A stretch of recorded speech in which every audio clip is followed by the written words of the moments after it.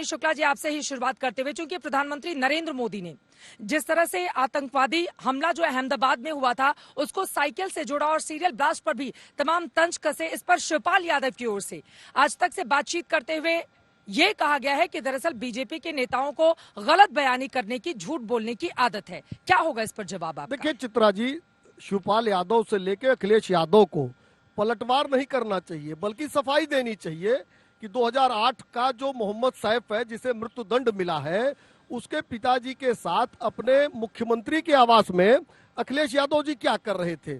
और ये कोई पहली घटना नहीं है। पहले जब मुख्यमंत्री थे अखिलेश यादव तो आतंकवादियों को छोड़ने की पैरवी कर चुके थे। कौन से आतंकवादी? लखनऊ के कचहरी बम विस्फोट, वाराणसी के कचहरी बम विस्फोट और अयोध्या के कचहरी बम विस्फोट के जो 15 आतंकवादी थे उनको छोड़ने की पैरवी करते थे। और कागज पे क्या लिखते थे चित्रा जी, सबसे महत्वपूर्ण है, उन्होंने लिखा कि सांप्रदायिक सद्भाव बना रहे इसके लिए आतंकवादियों को छोड़ दिया जाए।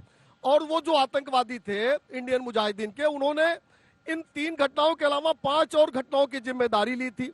तो ऐसा कौन सा सांप्रदायिक सद्भाव है जो आतंकवादियों को छोड़ने से ठीक है। सुरेंद्र राजपूत जी, प्रधानमंत्री नरेंद्र मोदी ने यह भी कहा कि यूपी में सट्टा और कट्टा से मुक्ति मिल गई है और बीजेपी की फिर से सरकार बनवाइए, यहाँ पर चारों तरफ खुशहाली ही खुशहाली होगी, कमल खिलाइए, प्रदेश का विकास होगा। क्या है इस पर जवाब आपका? चित्रा जी, लखनऊ में स्वागत आपका फिर से।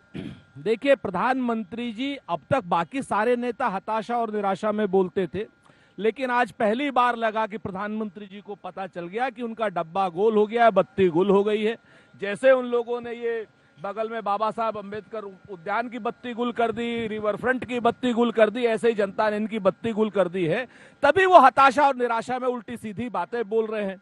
कह रहे हैं कि साहब फलाना रो रहा था, साइकिल ऐसी थी। तो मैं प्रधानमंत्री से पूछना चाह रहा हूं कि प्रधानमंत्री जी, आप हाथ से खाना खाते हैं या कहीं और से खाना खाते हैं? अगर हाथ से आप खाना खाते हैं तो कांग्रेस का चुनाव चिन्ह है वो। आप क्या कांग्रेस की वो करते हैं, बड़ाई करते हैं?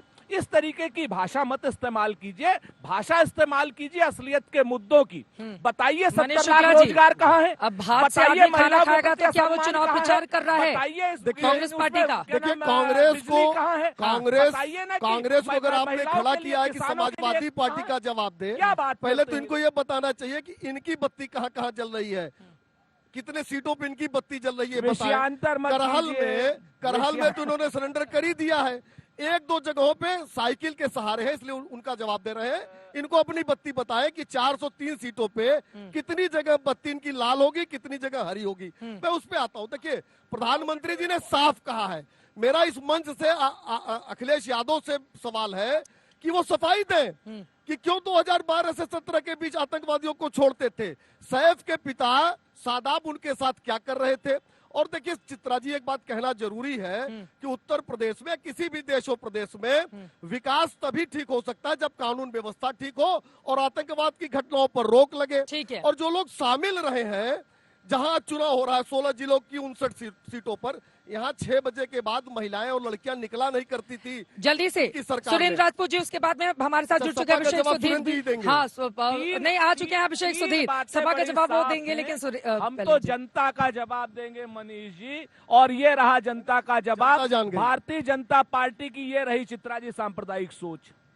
ये आपके क्या दिखा रहे हैं आप? अगर आप चाहें तो गुजरात बीजेपी ने एक ट्वीट किया है और ये है इनका सबका साथ, सबका विश्वास, सबका विकास। ये है इनकी सांप्रदायिक सोच का नमूना। इस तरीके से ये लोग चुनाव लड़ना चाहते हैं, ये इनकी चुनाव लड़ने का तरीका है। और आप इस चीज को देख लीजिए। वो नजर नहीं आ रहा है, आप बताइए ना क्या है? मोबाइल में दिखाई नहीं दे रहा है अभी, अब क्या है उसमें, क्या बताना चाह रहे हैं?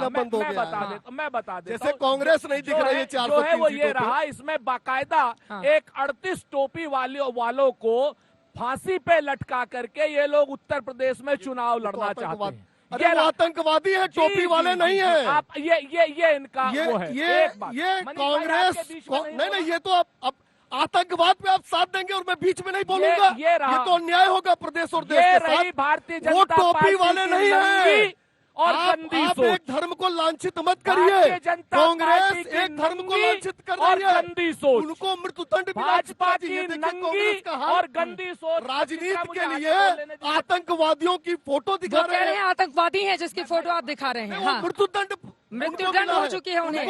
अदालत ने आदेश दिया है। उनको जी, फांसी की सजा हो चुकी है।